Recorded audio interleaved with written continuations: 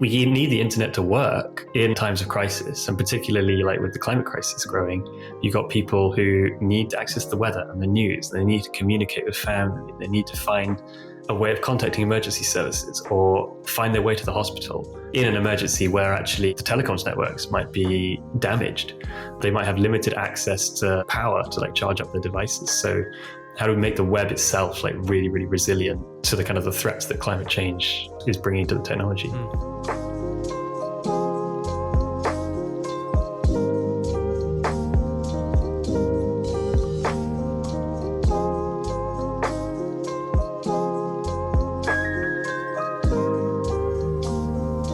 Well, Tom, I appreciate you being here with me on the Social Entrepreneurship and Innovation podcast. For folks who are unfamiliar with you and the work that you do, would you mind introducing yourself? Sure, yeah. So I ran a web design agency in London called Wholegrain Digital, and we've been going for 15 years, and we specialize in working with mostly charities and like purpose-led businesses to help them, spread their message or do whatever it is they need to do online. But specifically, we have a focus on digital sustainability. So like quantifying the environmental impact of digital services and looking at ways that we can reduce that. Excellent. And I was curious just in the timeline to start, because it seems like you can trace your work in digital sustainability back to the early 2000s, maybe even before that. And I'm curious as to what about you, Tom, or what sort of experiences led you into this particular field? Because that seems a bit early to really be taking these considerations seriously. So why were you so seemingly ahead of the concerns with the impact, the environmental impact of our work online? Well, yeah, interestingly, so I wasn't as far ahead as you might think. So I was ahead on the environmental side. So I went to university and I studied product design in terms of design of real physical things. And I was really passionate about environmental issues. And so I did my thesis on sustainable product design, and I created an online guide about like how you can design and engineer physical products to be more eco-friendly. And that was kind of one of my first forays into the online world, was actually just putting all of this information on the internet. Because back then, like everything that I found out was in like printed books and guides. And that then led me kind of on a journey. Really, I wanted to have a career in like industrial design, designing physical things, but I very quickly got kind of disillusioned by the scale of the problem.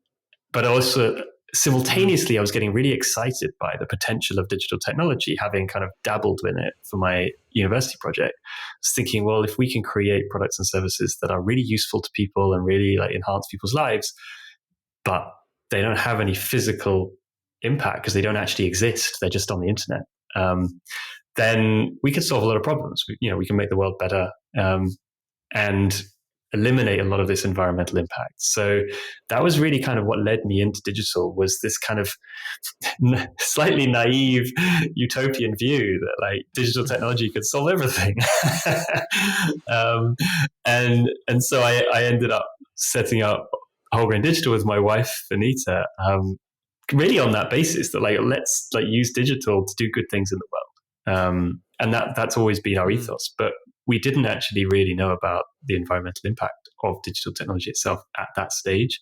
And it was only like over the years of us doing this work and starting to explore the impact of our own business and how we can reduce that, and questioning just questioning the fact that like the internet is virtual and it doesn't have any environmental impact, gradually kind of led us down this rabbit hole of realizing that, okay, that's not actually true. And once we knew it's not true, then we started looking into, okay, how can we do something about this and really kind of try and champion this cause within our industry.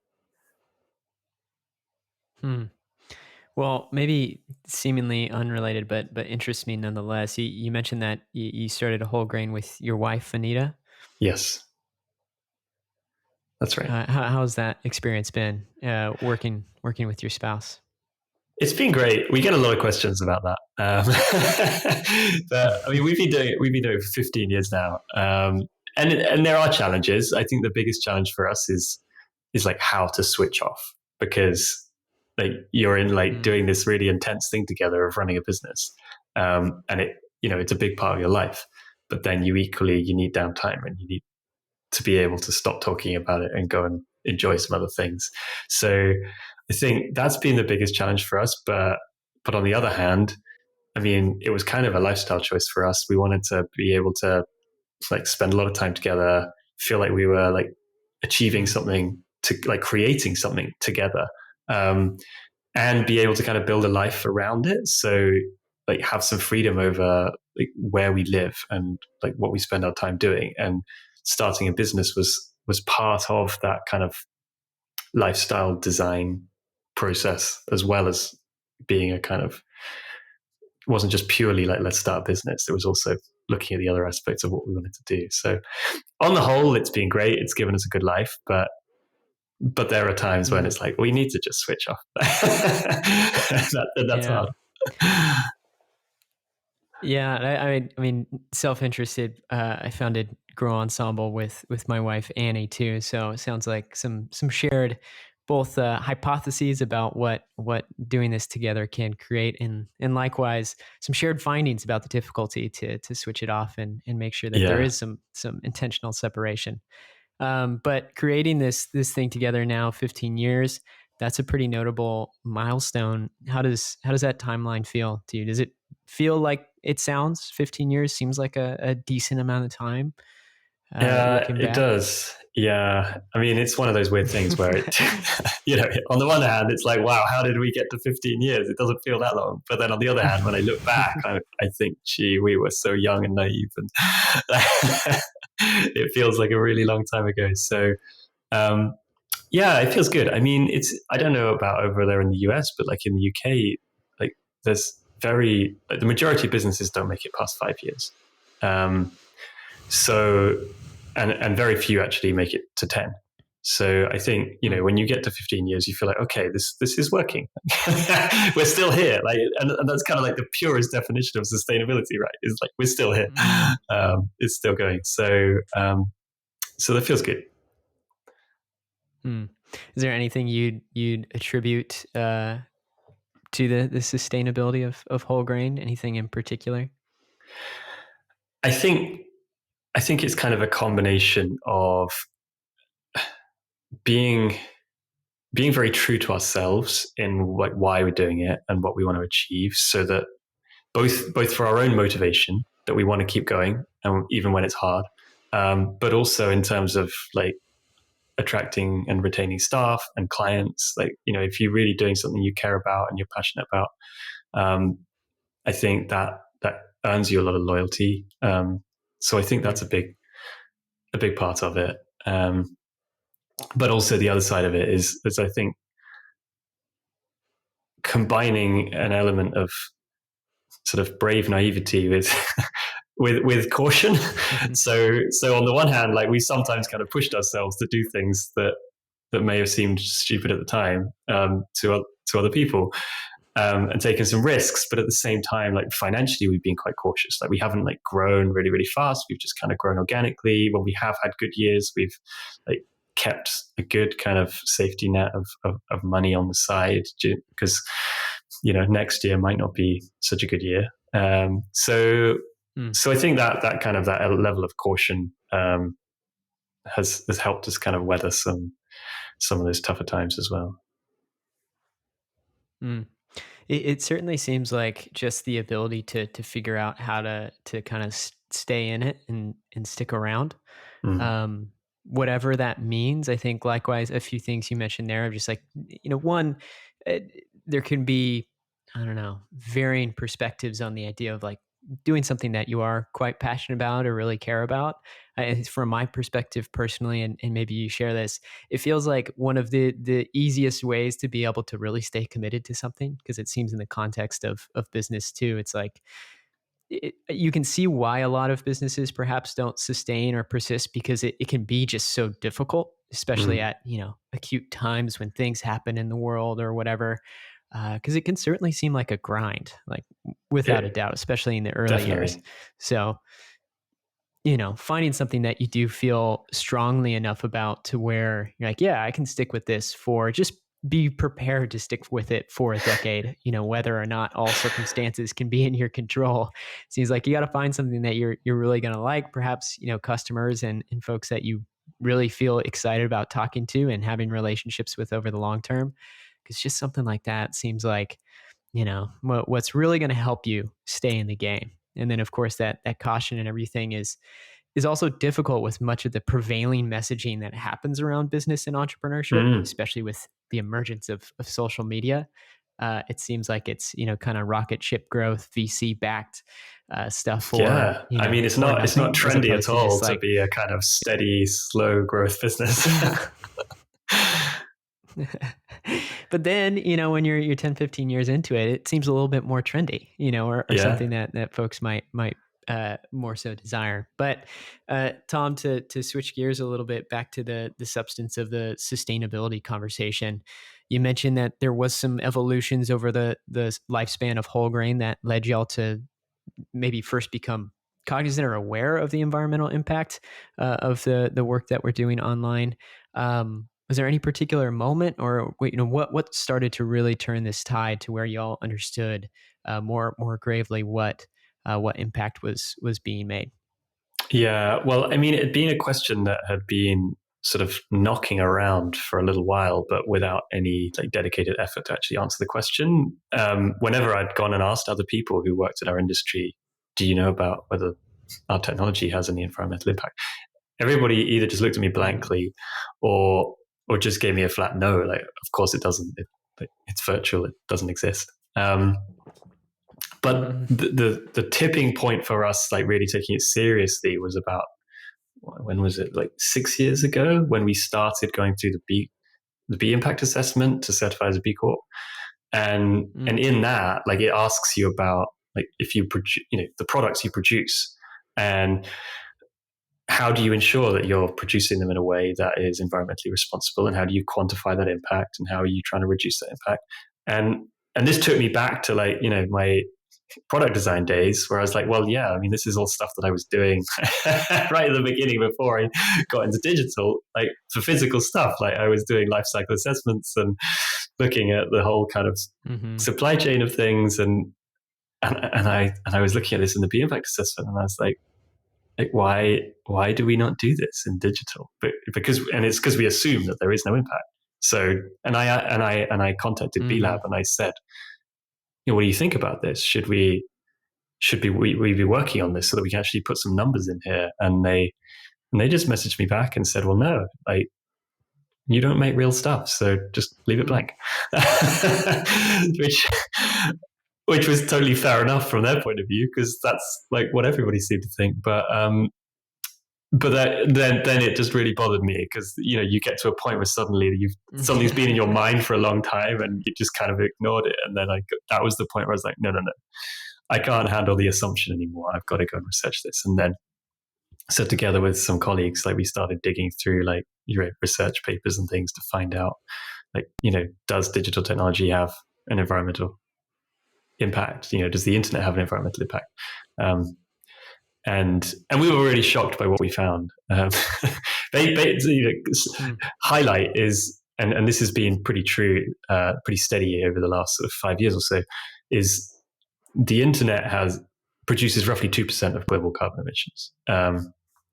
If we take it as one whole giant system, like the biggest machine that humans have ever created, kind of spanning the globe with data centers and telecoms networks and billions of devices, whatever they might be, whether it's laptops or mobile phones or, any other modern devices. If you add it all up, like 2% doesn't sound like a big number. You think, well, that's only 2%. But global aviation is 2%. And we all think like aviation is like one of the really big polluting industries. So, when you put it in that context, it's like, okay, we really need to do something about this, especially in the context that we're using digital technology more and more, right? So it's not like it's some defunct old technology that's going to fade away anyway. Like this is something that's here to stay. So we don't want it becoming like 3%, 4%, 6% of global carbon emissions. We want to get it down to zero. Hey y'all, Cory here. We're going to take a quick break to hear a word from our sponsor. The Greater Good book is a call to action for everyday people, particularly women or others who may feel excluded from the traditional entrepreneurial stereotype, to build businesses and initiatives that make a difference. Award-winning social entrepreneur Madeline Shaw paints a compelling portrait of an emerging group of changemakers, mostly female, diverse, and social impact focused. This cohort is the future of entrepreneurship, Shaw says. People who are motivated by the desire to fix problems and make the world a better place, not just making a monetary profit. Most books on entrepreneurship focus on scaling fast and achieving celebrity status. In contrast, The Greater Good takes a more personal look at how people can tap into their sense of purpose to change the world, uncovering the emotional drive within each of us to fulfill our dreams. The book is a source of inspiration and encouragement and a practical resource for starting and running a successful project, business, or nonprofit organization, written in language that resonates with mission-driven individuals who may not relate to the tone of traditional business books. Check out The Greater Good, Social Entrepreneurship for Everyday People at greatergood.work. That's greatergood.work. Well, and so to draw it out a little bit of where the impact and the problem is it purely in the energy use for this work, or can you outline a bit more for us? Like where is the greatest impact specifically from this work in digital technology? Yeah, sure. So, I mean, there's different ways you can kind of look at this. So, firstly, just in terms of what the impacts are, I mean, we initially started looking at like energy consumption and greenhouse gas emissions, which is mainly where our focus has been. But as we get more and more into this, we're like realizing that, oh no, there's like a huge electronic waste problem, and there's like huge water consumption in like the manufacture of electronics and cooling data centers and things like this. So actually the environmental impacts are much more than just energy and carbon emissions, but that's kind of where we've started, and it's like our main focus. And in terms of where that's happening, it's really happening in four places. One is like the manufacture of all of the equipment, which doesn't necessarily seem like it's directly related to the website you're visiting or the service you're using, but nevertheless, it's important to acknowledge. Then there's the data centers, which are like huge factories full of servers that are on 24 hours a day, using a lot of electricity both to run the servers and to cool the data centers. Then you've got like telecoms networks that are sending huge amounts of data all around the globe, traveling hundreds, thousands of miles in many cases. So, and all of this is powered by electricity. And then all of those end user devices are either plugged into the mains or they get charged up from the mains. So you've got, it's basically a vast amounts of electricity consumption, and all of that has to be produced from somewhere. So most of it's coming from the power stations that are connected to the grid in whatever country that data is passing through. So, you and I might be talking to each other here, but like, you're in North America, I'm in the UK. It's not just our direct electricity that's being used. There's like systems in between that are also consuming electricity to get it from me to you and back again. So there's a lot going on. And then even like data centers, they also have backup generators, like huge diesel generators that they can't ever go offline, right? So if ever there's like even the tiniest power cut, you're like firing up these massive diesel engines to keep everything going. So there's a lot of fossil fuels powering the internet. Whew. It has a sense of a bit of overwhelm. There's quite a bit going on. I mean, it's like the biggest thing humans have ever created. The internet is like, it's like a system. It's like an organism in itself. And we actively have the goal to get more people access and connected to it. Exactly. As well. Yeah. Exactly. Yeah. And so more on the personal journey for y'all at Wholegrain. Where did you feel like you started to notice your greatest impacts first, and then maybe what were kind of some of the sets of action steps that you decided to take from there? Was it purely just measurement, to start and understand it, or how quickly did you move into some sort of action to reduce your personal footprint? Yeah. So the first part was for us to take these like top level statistics and top level data about the whole of the internet and start to try to actually like scale it down and say, okay, but what does it mean for an individual website? Because that's what we do. We design and build websites. So the first part of our project was really like, let's develop a methodology that will allow us to quantify the work that we're doing. And that, it took a few months, a lot of reading of very dry academic papers. But fundamentally, like once we got our heads around it, it's fundamentally not that too complicated. And then once we got to that point, there were a couple of things. One was like we wanted to kind of share that with other people, so we created an online version of that. We've got a tool called Website Carbon, which you can just put a web address in and it will give you an estimate of energy and emissions. But the other half was like, what do we actually do to reduce this? So that was when we really started experimenting in the work that we're doing and saying, okay, well, like, why is one website so much more efficient than the other? And like, how can we try to like change our work so that all of our work is super efficient? And hopefully like spread those best practices to other people. And it's really changed like the way that we actually approach web projects has changed dramatically, quite quickly. I'd say within the first year we were making some big changes, and it's just kind of continued over the last few years, really. And what are some of those changes? I'm interested, especially in, it seems like there are the differences between the individual and the system. Like that seems very important to acknowledge. I'm curious then, what were you all looking at specifically as you made the most rapid changes?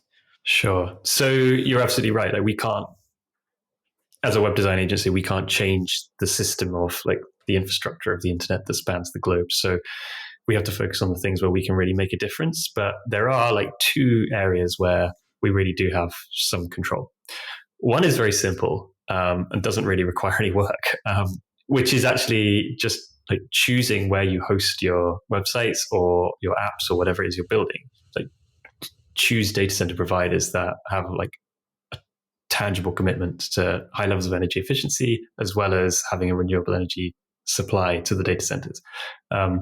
So that's like it's like 5-6 years ago, it was hard to find those providers, but it's got easier over time. And it's actually like very easy.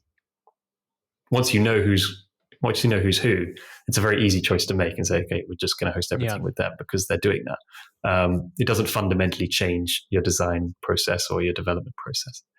And then within the design and development process, it's about efficiency. Everything's about like, basically, how can we use less data in terms of storing data, transferring data, and how can we make the computers do less work?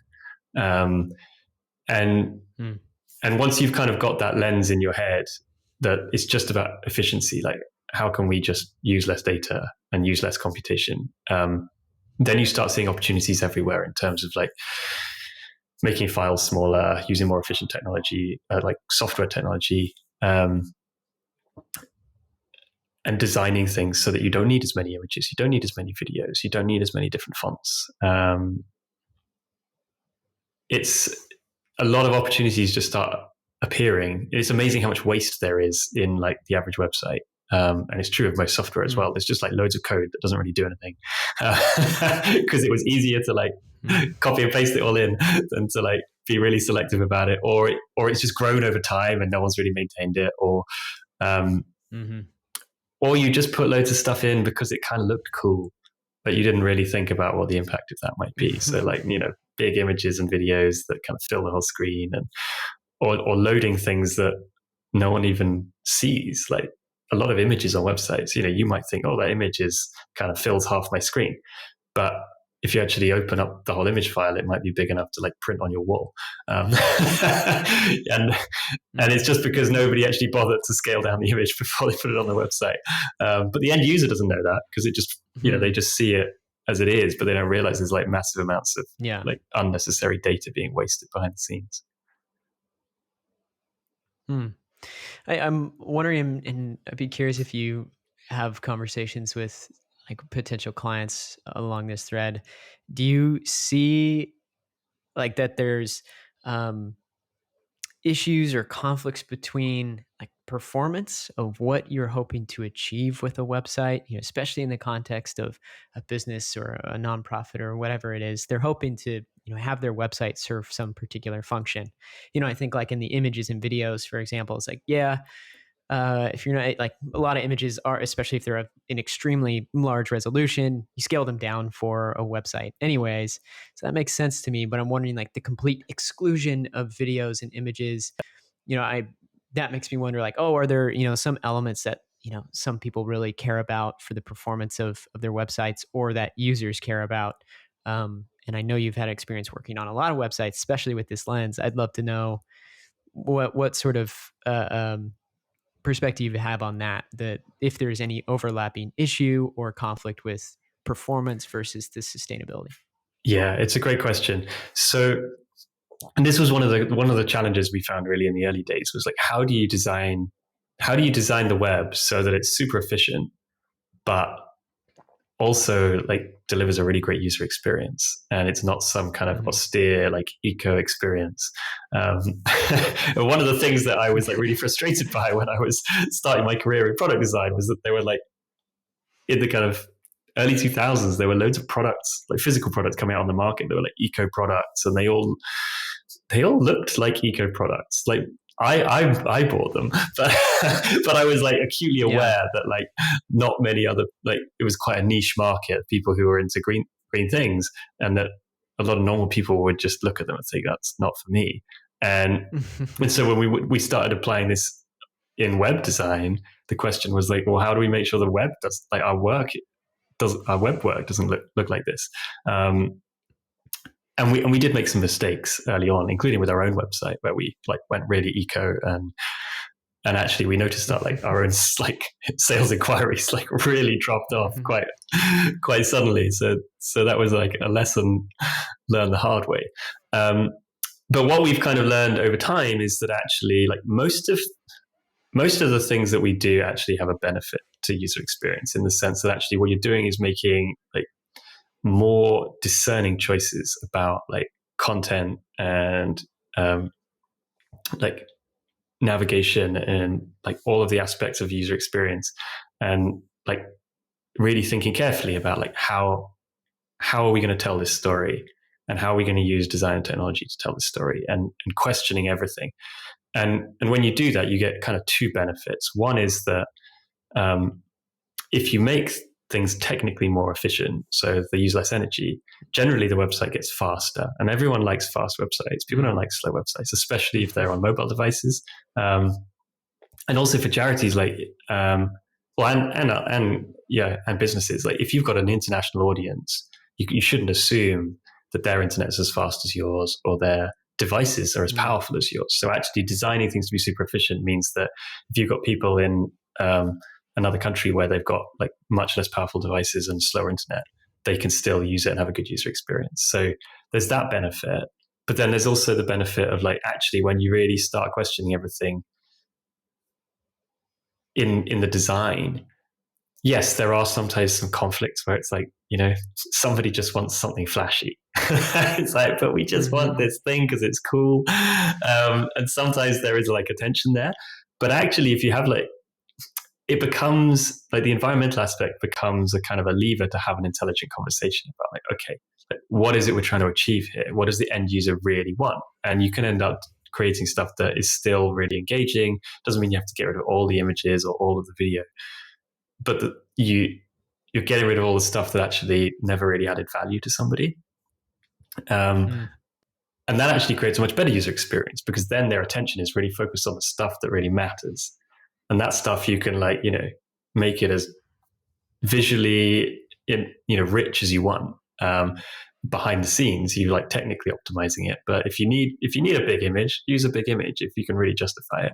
But you've got rid of all of those other images that maybe like didn't need to be there. So so we find that actually like you've got to be fairly pragmatic about saying like we've got to always keep the end user in mind and keep like the use case in mind. So if you're trying to communicate something that inherently like needs somebody to get excited about something visual, or you need to tell a really like powerful like emotional story, and like visual imagery is important to that, then we shouldn't be saying, oh yeah, but image is bad for the environment. So well, you're going to have to write this in plain text. Like, that's not going to work. Like we've got to be realistic about this. But equally, if somebody's saying like, oh, I want a full screen autoplay video background just because it's cool, then generally we can have a conversation about why actually that's probably not good for the user. Like it's going to be really slow for them to load. It's going to cost them a lot of money and data if they don't have unlimited data on their phone, for example. It's going to be really distracting. So actually, I think there's a sweet spot where you can actually create much better user experiences as long as you don't go too far. There's like a very kind of fine line where if you go too far, then you end up back with those eco products that only people like me want. Yeah, well, and maybe a tangent, but this has been a pertinent conversation for my wife and I. We have a 2-month-old, and we're exploring different, more sustainable diapering options right now. And I won't name the company because I do believe the intent is really in the right place. But there were these bamboo-made diapers that just seemed to disintegrate. It was almost like they were made for some sort of practical joke for new parents. Like they just weren't effective at being a diaper at all. You don't want a diaper disintegrating. No, it was, it's like it like everything's great about it. It's like completely compostable. Like their whole process is really interesting, but like, God, it's just not effective as a diaper, so we just can't possibly use this. It just doesn't work. And so part of like, I think in the definition of sustainable products or, as well as sustainable design, it seems like it does have to meet that element of the performance that, or the purpose that it's intended to serve. Yeah. That seems like, otherwise it's not really, going to be sustainably used anyways, because, it's like, oh yeah, all this is compostable, biodegradable, or whatever it is. But it doesn't serve its function. We're like, well, it's not really that product that we're describing. Exactly. That seems to be an important consideration. It's got to be fundamentally like a really good product that even if people didn't know about the environmental credentials, they would just think this is like best in class anyway. And then it's a bonus that it's also really good for the environment and everyone's a winner. Absolutely. It seems like that it invites a bit more creativity into it too, where you're working with like a different set of constraints. And like, I think there's an interesting like kind of flip on our perspective of like, well, what level of environmental, I guess, negative impact are we okay with versus like what sort of level of drop in, performance or conventional performance, if that's sales or whatever it is that you're specifically looking for, like, we're not okay with a drop in sales or revenue, but we are okay with a particular level of environmental degradation and exploitation, or in the context of, other industries like labor exploitation. It's like, what level of exploitation and extraction are we comfortable with, as opposed to like, don't expand or kind of scale up or build up the thing until we're certain that it can be done, sustainably or equitably, or justly. So it's like a little bit of a different frame to where like, well, I can't, remove all my images or whatever it is because of, what it does for my business. You're like, well, maybe it's just a little bit of a different tweak on the value set that we have. Definitely. To begin shifting. Definitely. But it seems like, go again. Sorry. No, I was just going to say, like, I've always been a big believer that like the best designs come out of really tight briefs. If you give a designer complete blank sheet of paper, you might get something great, but chances are you'll actually get something that's kind of unwieldy and inefficient, not just from a like energy point of view, but probably not like actually the best user experience. When you have like really tight constraints, it's like, okay, this is really, really challenging. How are we going to do this? That's when like you really have to think. And when you really have to think, you come up with new ideas, you come up with different ways of approaching things, and you end up with much better solutions across the board, not just in the kind of the specific things you were trying to achieve. And I think that's what we've seen as a team, is that like when we reflect on the work that we were doing 5 years ago, like, you know, our clients thought our work was good 5 years ago, but it's way better now. And it's way better now because we've like tightened down our own constraints of what we're actually doing in every project beyond the constraints they're giving us. We're like adding additional constraints on ourselves. And actually we've ended up like, you know, becoming better designers, better developers. And our clients benefit from that too. So, yeah. It seems like some sort of short-term discomfort for maybe a good long-term payoff, a short-term discomfort of change and transition. Definitely. But that's really interesting, Tom. I'd be curious on kind of the systemic standpoint. I understand that you were an integral part of putting together the Sustainable Web Manifesto. And I'd be interested to know, or for us all, you know, what exactly is that, and why did you create that in partnership with other folks? Yeah, sure. So the Sustainable Web Manifesto is basically, I mean, you can find it online just by Googling for that, but it's 6 core principles that we feel are important to be considered in like every web project, that and from a sustainability point of view, and things that we thought are not really actually considered very often in typical briefs and typical projects. And when we first got interested in this topic of like, how do we actually like genuinely create greener digital products, we went out looking for like, who else is actually talking about this? Who else cares about these issues within our industry? Because we can't be the only ones. And we didn't find very many people, but we did find some. And Tim Frick from Mighty Bytes, who you've had on the podcast before, was one of them. And we got a bunch of us together and basically said, okay, like, look, what is this thing that we care about, and how can we simplify it in a set of principles that we could then communicate more broadly in the industry and try to get people talking and thinking about sustainability in their digital projects? And that was really the aim, is like, how do we get other people talking about this? And so we came up with these 6 principles. It's really, really simple. So it's like clean and efficient. So clean is like, let's use renewable energy so we're not creating pollution. Efficient is mostly energy efficient, like I've spoken about, so we're not wasting energy. And then the 2 that people like often question the most is like open and honest, which are kind of 2 sides of the same coin, and they don't necessarily sound like they're necessarily to do with like environmental sustainability. But what we felt was that like openness is kind of important for us to like spread like knowledge as quickly as possible, because if we keep this as like proprietary thing, they're like, oh, we know how to make eco-friendly websites.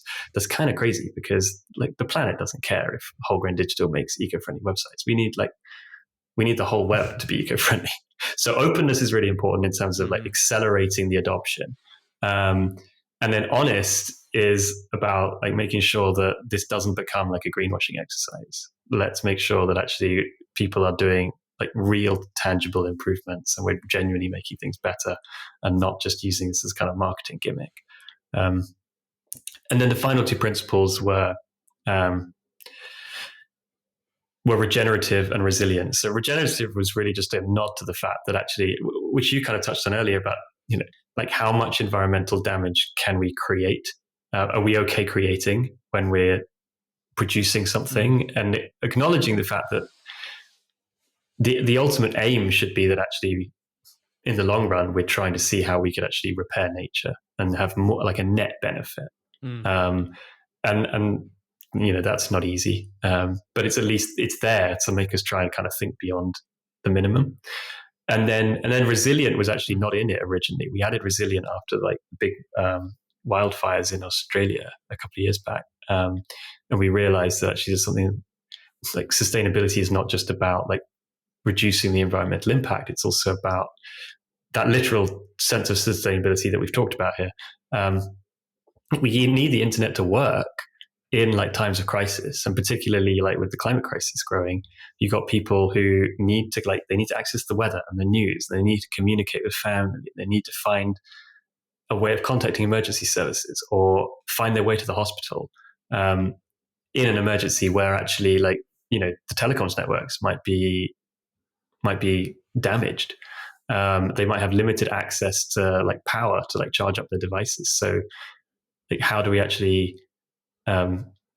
make the web itself like really, really resilient to the kind of the threats that climate change is bringing to the technology? And did you find the process of distilling like what a sustainable internet would look like down to these few principles? Did you find that challenging? Yeah, I mean, I think it's like any of these things. It's inherently incomplete, right? I mean, you can always find more like angles that you could potentially include. So it was one of those things where I think having a group of people involved was really helpful, because then it's like consensus based, that if we all agree that these are kind of core principles, then that kind of feels right for what we want to kind of promote within our sector. I'm wondering, Tom, you mentioned working in collaboration with other industry peers like Tim Frick from Mighty Bytes as an example. That there is the potential that y'all could be seen as competitors in some respect. Maybe Survey, I know you are both located in different parts of the world, so localization is different, but still in the same sector and industry. How do you see or like rationalize working with partners like Tim Frick as an example, who an excellent person for one, but I'm curious, like why has that made so much sense to you in Wholegrain overall?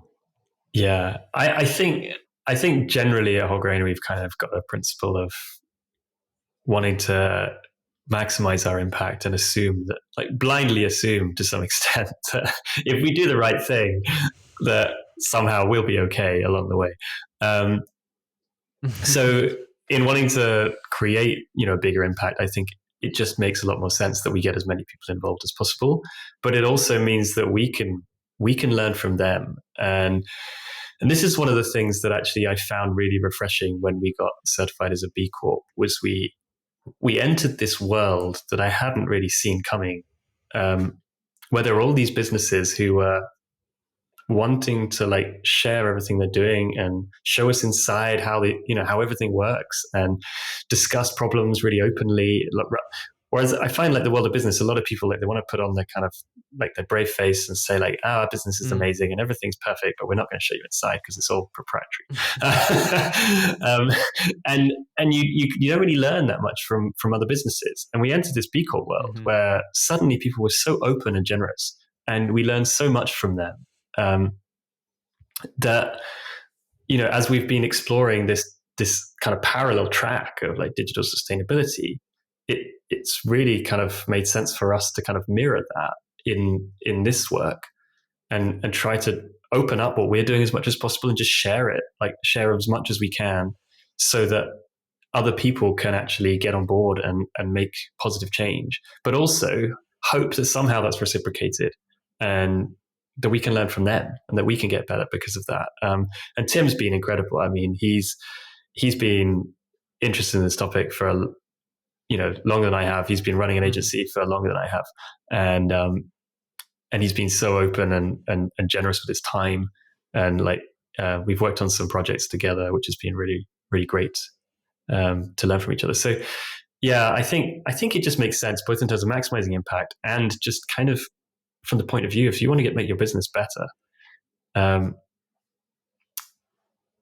collaborating with other people in the same industry, as long as you're all, I think it's all about trust. If you trust each other, you can learn so much from each other, and it's so rewarding. If you don't trust each other, then probably you shouldn't be necessarily collaborating on on something together. And I think you naturally kind of have a sense of like who you feel comfortable collaborating with and who you don't, in terms of whether they're like a real kind of like hard-nosed competitor that might kind of um, use your own inside secrets to win your clients or something. But I think we haven't seen much of that. I think it's amazing how when you're open with people, how good they are back, I think.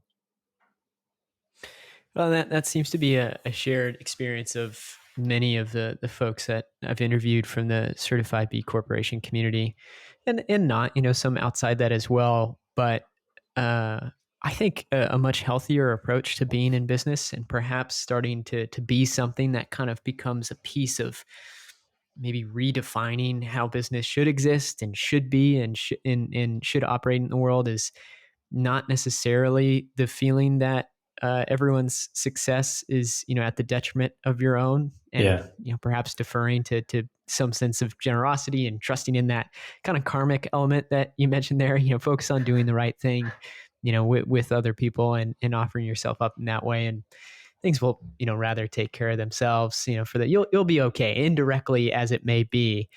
For the most part, kind of just trusting in that path. I mean, like, I feel like as a business owner and an entrepreneur, like, it just feels better to, to assume the best intent from others, and to, work to exercise and practice that yourself, Definitely. as opposed to assume that someone else is trying to either, take some sort of insider knowledge that you have, or whatever it may be. It's a very I think assuming stressful the way best to people live, just right? feels better. Yeah. Exactly. If you always think that like Well, and every other company is a competitor and they're out to like steal your secrets and get your clients, like, that's a track to a nervous breakdown. Um, whereas if you kind of think, well, absolutely. you know what, most people are good, we're all good at what we do, and like we win our clients on our own merit, then actually you can make some really good friends and learn a lot from each other, and you can all kind of benefit in the process. Well, and as well, it seems with the B Corporation community, there's, it's a different sense of shared goals. So, I mean, if the conversation's there, as I've been to a few of the conferences and followed along quite extensively, it's conversations around, how the B Corporation community can be a critical part of addressing the climate crisis, for one. Yeah. And so that's a goal that is way bigger than any individual business's, profit margin, or a client acquisition rate. Those things are different, and so if you're coming in someone else's way, it seems like it's getting, it's creating a barrier between that shared goal, where, Yeah. where ideally it's having businesses, operate more sustainably. Definitely. And Tom, is there some special significance to being a certified B Corp to y'all at Wholegrain? Do you feel like there is? I think for us, it's really just like, I mean, there's many benefits to it, but I think the significance is that there's a validation that like we're on the right track, and that we're on like, and that track has like room for improvement. Because I think for the first sort of 9-10 years of our business before we were certified as a B Corp, we were trying to do everything in what we thought was the best way, but we didn't really know if it was a good way, and didn't have, and because we were not part of this world where people were so open, we didn't necessarily like get to see inside loads of other people's businesses for comparison as well. So we're very much kind of marking our own homework, and so I think being certified as a B Corp has been a great way for us to like validate what we're doing, learn where we can do better, and feel like we've got that framework for improvement and a support network of people who could kind of help us get there. Yeah, it seems kind of some sort of shared theme as well, in the collaboration component too. Well, Tom, I'm interested now. I mean, you've spent a lot of time thinking about sustainable web design. You've written a whole book on the topic as well. Do you feel like there's any aspect of your definition of sustainable web design that is unclear or still uncharted? Like, where are there ideas or things that you're still exploring to kind of become a component part of that comprehensive definition? Yeah, I think the more I get into it, the more the definition expands in my head. So, initially it was like, okay, how do we quantify energy and carbon emissions? Then it was like, okay, well, how do then it was starting to think like, well, maybe we also need to think about the other impacts I mentioned, like, oh, there's water Mm. consumption. Who knew? There's electronic waste, and like these things are really important. And I still haven't entirely like we haven't developed a methodology yet, like where we factor all of that stuff in. But actually, what I'm increasingly thinking is that we also need to look beyond just the technology in terms of like how are we using digital technology and what is the impact of that. So whether that's like how we're actually, well, firstly, like directly, like what are we creating, and who are we creating it for, and is that going to have like a positive impact in the world? But then even like getting into the kind of minutiae of design, like if you're designing an e-commerce website, for example, like no doubt there are like different things that people could choose in their. I'm going to buy some shoes. Like, okay, I need some shoes. Like how could you use design to actually guide somebody to buy like the more eco-friendly pair of shoes versus the less eco-friendly option? But then equally, like, how can you get them to buy one pair that's the right size rather than buy 3 pairs in different sizes and send 2 of them back? And how can you get them to like pick a kind of a greener, perhaps slightly slower